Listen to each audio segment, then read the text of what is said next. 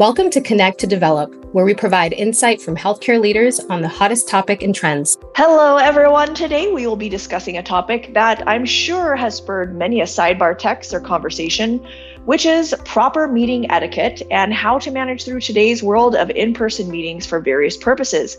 I'm your co-host, Marney Reid. While we will focus on the in-person meetings today, we'll unpack remote video conferencing in another saga, and as usual, we always want to hear your thoughts and feedback. Okay, let's just jump into this. Erika, in-person meetings, so it's internal only, we don't have customers, we don't have, senior leader board members here, it's just, a standard team meeting. Talk to me about how long you make them, and does it really depend on the goals you're trying to get out of the meeting on how often the team meets? So I would say, Marnie, it depends. I think there's a couple of factors to factor in. I'm a fan of 45-minute meetings if we're trying to unpack several things on an agenda. So one of the things I would say is, what's the intended outcome of the meeting? And I think that's always a key question to ask. And it's one that I actually like to start with when I, have been running internal meetings is, what are we looking to accomplish? Does that align or has that changed with any agenda items that we sent on the front end? Typically, I'm a fan of 45-minute meetings. That way you have the last 15 minutes to back into. But honestly, if it's a regular cadence, if it's a weekly touch point, you don't necessarily need that full 45 minutes. So I think it just depends. If it's a standing meeting and you're unpacking a lot of details and you need kind of an extended amount of time, 45 minutes is max. If it's rapid fire, quick huddle, I would say 15 to 30 minute max in an internal meeting. And I'll also say, if you're kind of thinking through quarterly, like a quarterly cadence, are you familiar, Marnie? Have you heard of the EOS model? I have not. Tell me more. Yeah, I recently, in the last 2 years, learned about this model. It's the Entrepreneurial Operating System is what it stands for. And I actually can't believe I hadn't heard of it before. But the whole idea of this model is to create, just really to simplify meetings that have a lot to unpack. So typically quarterly meetings, if you're going through strategy with your team or you're preparing for a board meeting of such, the core element of the EOS model is really aimed at making meetings so that you have a very structured format to go through, and it's 90 minutes. So it's a 90-minute meeting, and in that 90-minute meeting, the agenda never, ever changes. And you have segments for each section. So for instance, part of the opening is kind of the icebreaker, right? You're getting together with your team.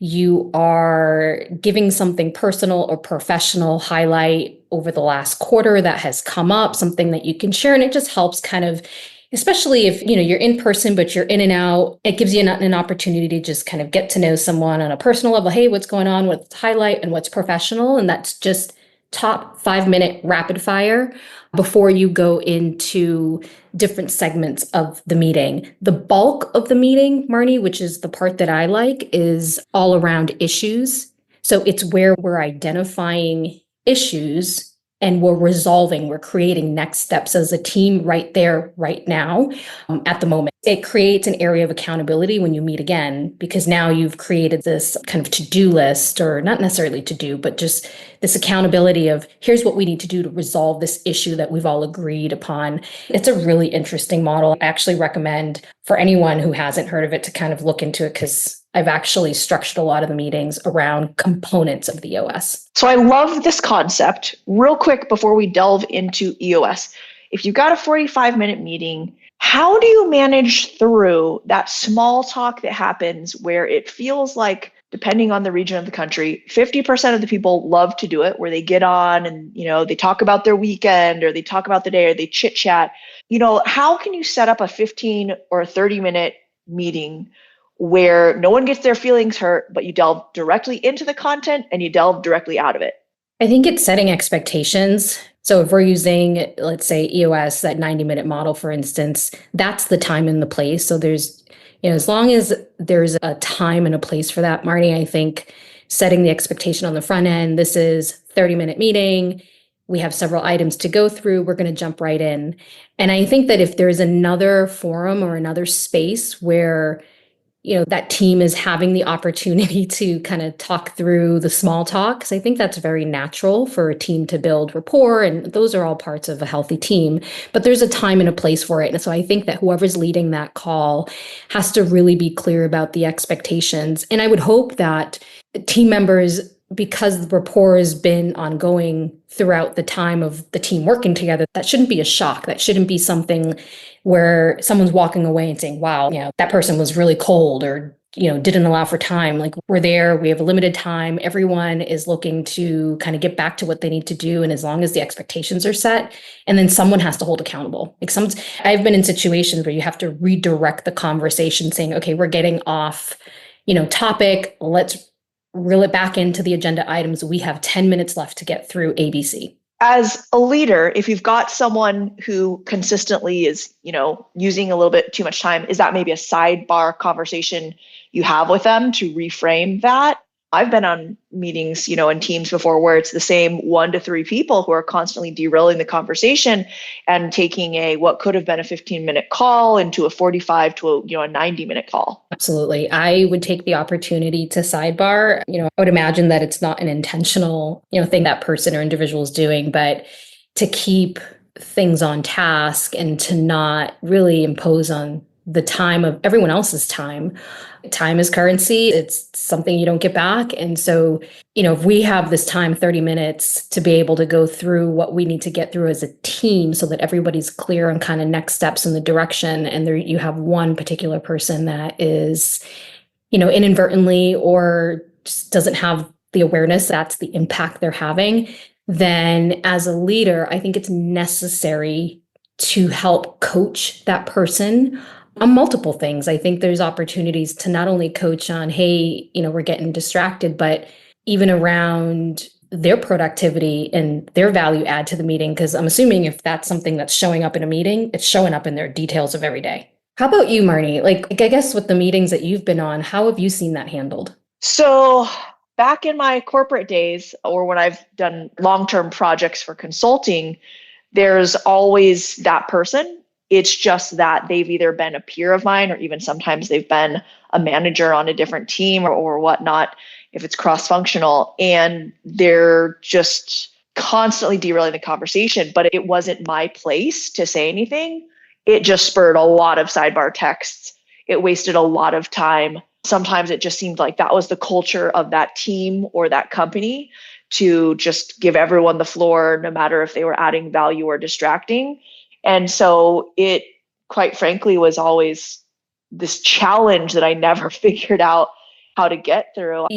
What comes to mind is the importance of having an agenda ahead of time, because it serves as the central point to go back to in those situations. You can kind of do a timestamp, like a time check, and we've got 20 minutes left on this call. We still have these several items to go through. Would really love to unpack this so that we all have clarity on what's next. If you don't have a structured format and having an open floor, that's distractions left and right. I get extremely frustrated.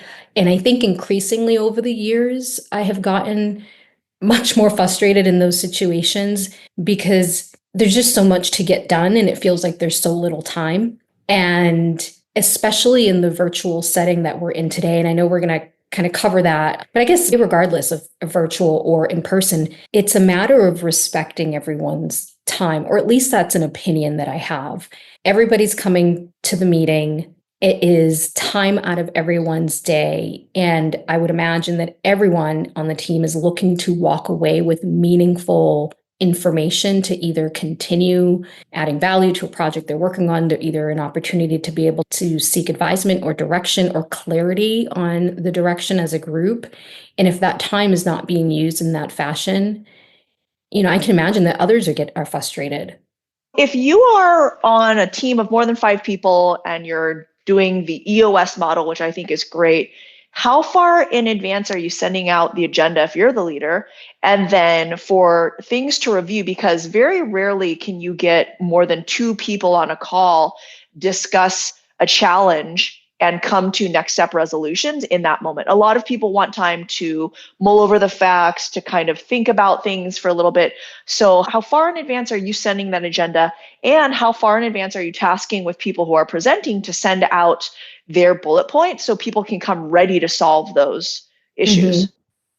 Yeah, I'll give you kind of how, with the experience that I had. So in this particular role, it was my role to kind of review all of those points ahead of time.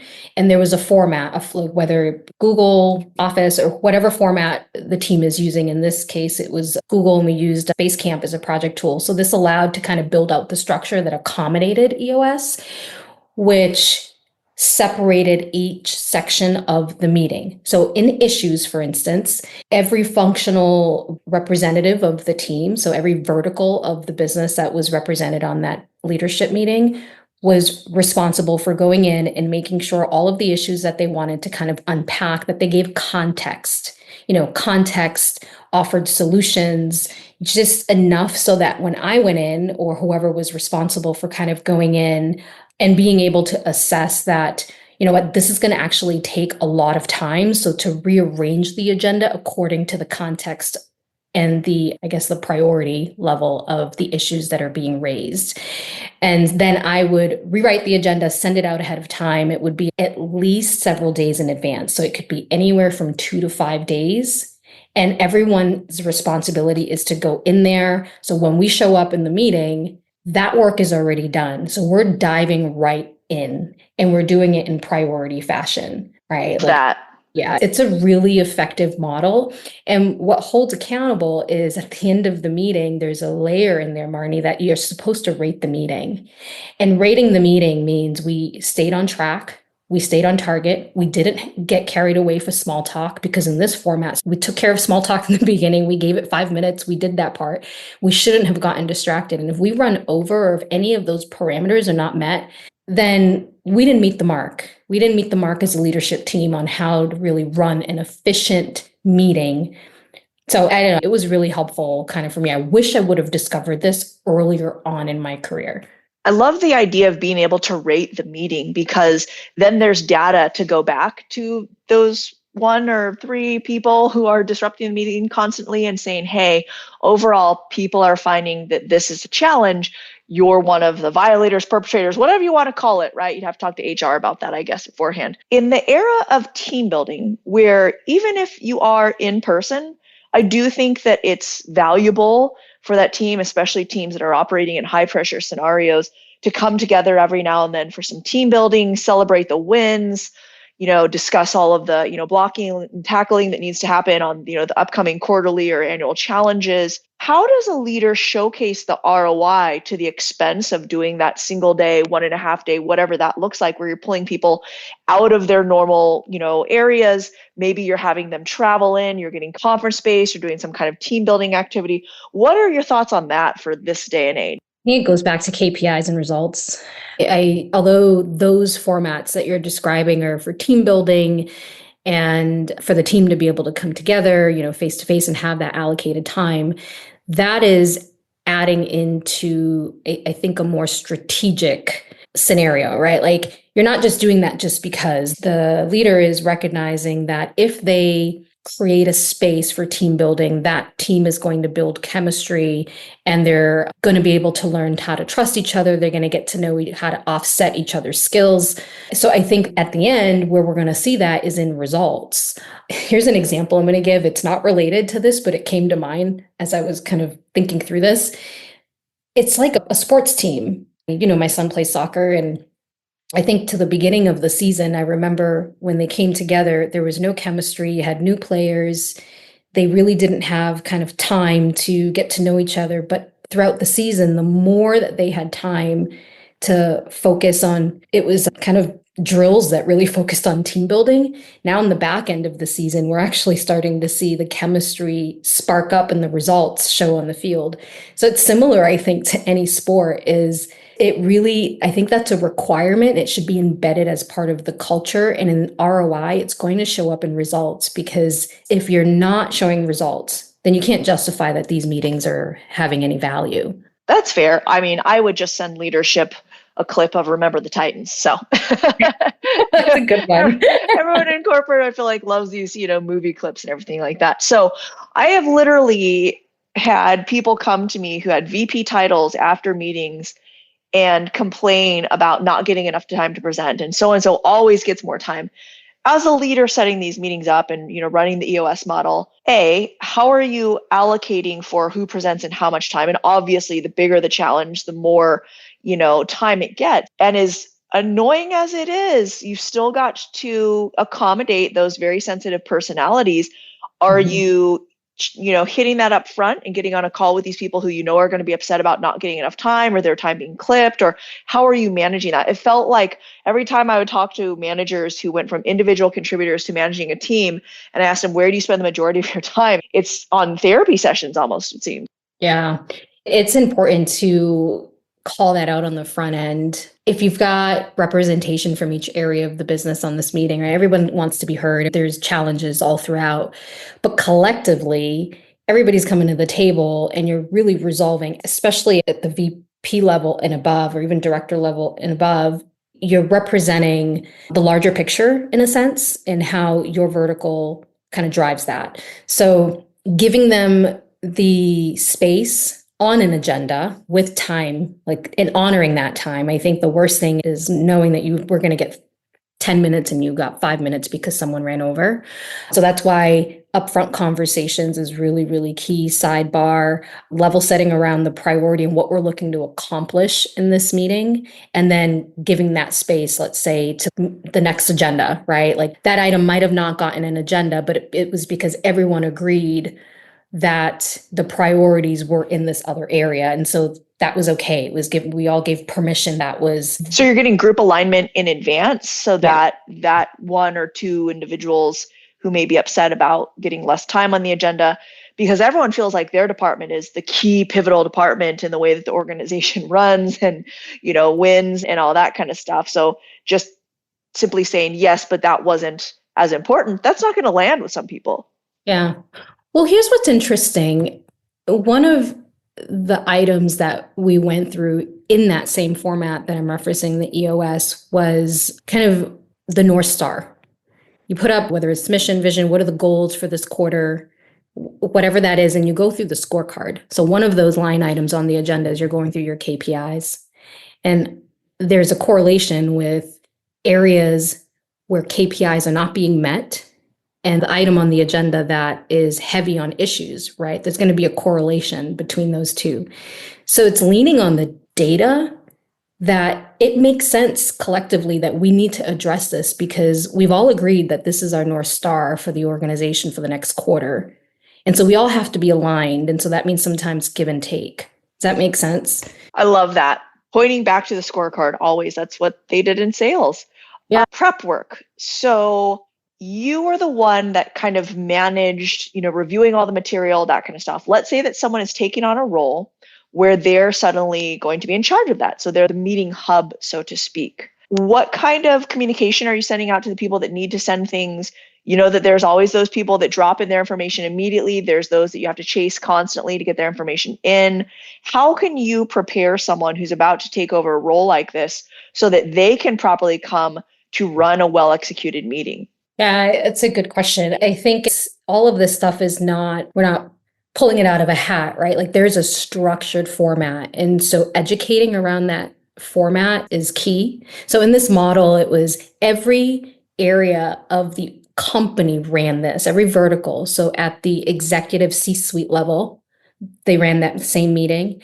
And then at the director level, everyone ran their team. So everyone was expected to adhere to this structure.